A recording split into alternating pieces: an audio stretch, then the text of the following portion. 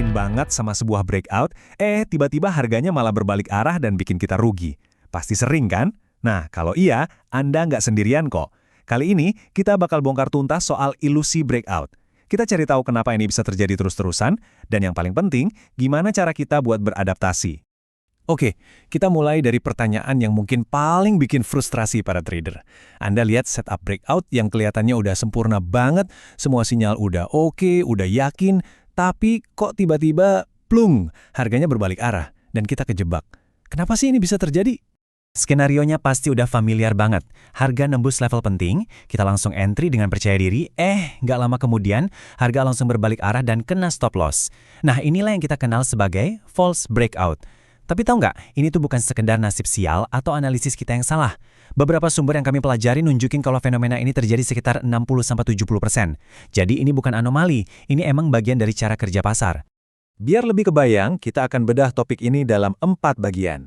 Kita mulai dari ngertiin jebakan breakout itu sendiri, terus kita lihat cerita 2 tipe trader yang berbeda, kita selam lebih dalam ke cara kerja mesin likuiditas, dan terakhir, gimana caranya kita bisa trading ngikutin arusnya, bukan melawannya. Oke, kita masuk ke bagian pertama, jebakan breakout. Nah, poin paling penting di sini adalah soal perubahan cara pandang. Apa yang terjadi di pasar itu seringkali bukan sesuatu yang acak, tapi justru sebuah proses yang, mekanis, ada mesinnya. Gini deh, cara terbaik buat ngebayangin pasar itu bukan seperti kolam yang tenang. Anggap aja pasar itu kayak air terjun raksasa. Di puncaknya ada institusi tier 1. Ini bank-bank global terbesar. Merekalah sumber utama alirannya. Nah, tindakan mereka itu nanti bakal mengalir ke bawah, ngelewatin berbagai lapisan, sampai akhirnya nyampe ke kita, para trader retail di bagian paling bawah. Terus, siapa aja sih pemain utama di ekosistem air terjun ini? Intinya, ada 2 tipe trader yang sangat berbeda, dan konflik di antara mereka itu muncul dari satu hal yang fundamental banget, ukuran. Coba kita bandingin. Di satu sisi, ada kita, para trader retail. Ukuran trading kita kecil, tapi justru itu jadi kekuatan kita. Kita fleksibel banget, bisa masuk dan keluar pasar sekejap mata tanpa bikin harga goyang. Kita ini pengambil likuiditas. Nah, di sisi lain, ada trader institusional. Ukuran mereka itu masif, bisa ratusan juta dolar. Dan lucunya, ukuran raksasa ini malah jadi batasan terbesar mereka. Mereka nggak bisa seenaknya masuk dan keluar.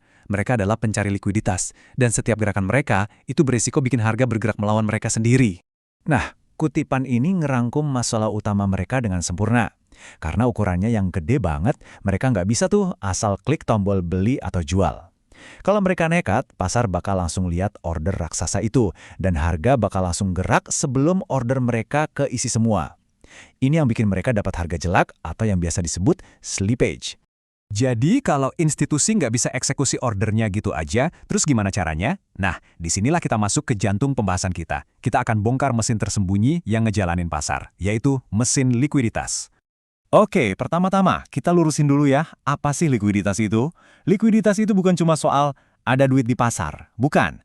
Definisinya lebih teknis. Likuiditas adalah kemampuan buat eksekusi order dalam jumlah besar, secara instan, tanpa bikin harga jadi lompat-lompat liar. Intinya soal kedalaman pasar. Pertanyaan selanjutnya, di mana para institusi ini bisa nemuin likuiditas dalam jumlah masif yang mereka butuhkan?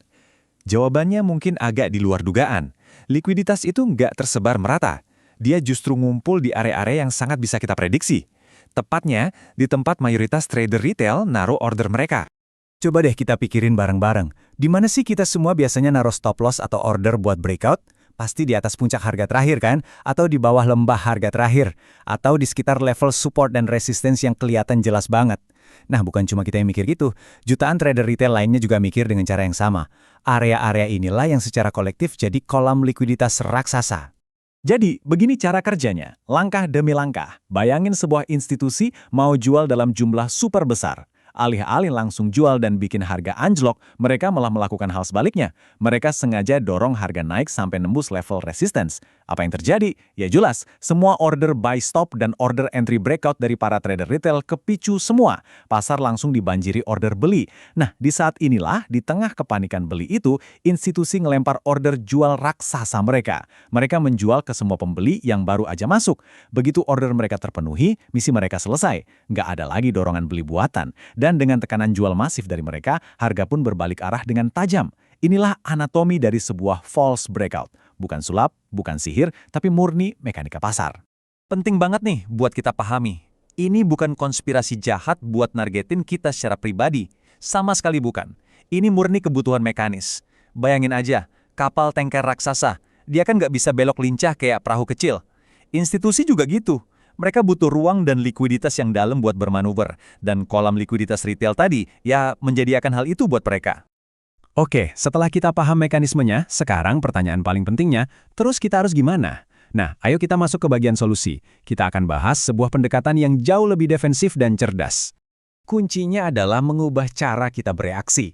Pertama, jangan pernah terburu-buru masuk pas harga baru aja nembus level. Anggap aja itu jebakan sampai terbukti sebaliknya. Kedua, sabar, tunggu konfirmasi. Lihat ada nggak pergerakan kuat yang nunjukin penolakan, terus harga balik lagi ke dalam rentang sebelumnya. Ketiga, mata harus awas sama volume. Lonjakan volume yang nggak wajar pas harga nyapu sebuah level, itu seringkali jadi petunjuk ada pemain besar lagi beraksi. Dan yang terakhir, coba deh pikirin lagi di mana kita naruh stop loss. Jangan di tempat yang paling jelas, bareng jutaan trader lain.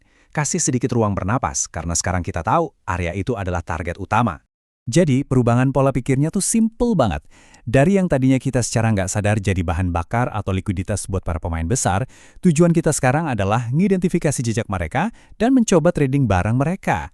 Kita mau ada di sisi yang sama dengan arus besar, bukan malah ngelawan arusnya. Dan inilah kesimpulan utamanya. Jadi, lain kali Anda lihat sebuah breakout gagal, jangan lagi mikir, wah pasar ini acak banget atau analisis gue salah. Coba ganti cara pandangnya jadi begini. Pasar sedang melakukan tugasnya. Struktur likuiditasnya belum selesai didistribusikan.